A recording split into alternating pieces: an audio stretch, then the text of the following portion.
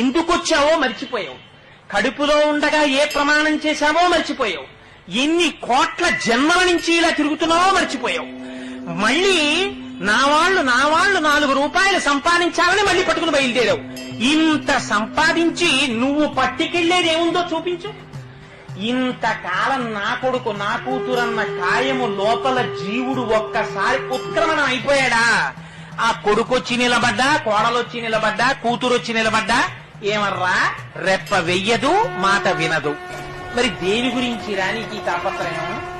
ఇవన్నీ కాకుండా ఇంకొకటి ఉన్నది అన్న నమ్మకం నీకుందా? నీ ఊపిరి తీయిస్తున్నవాడెవరు? నువ్వు తిన్న అన్నాన్ని జీర్ణం చేస్తున్నవాడెవరు?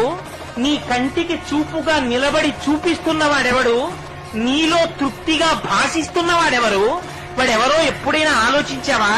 వారికి ఒక నమస్కారం చేద్దామని ప్రయత్నం చేశావా?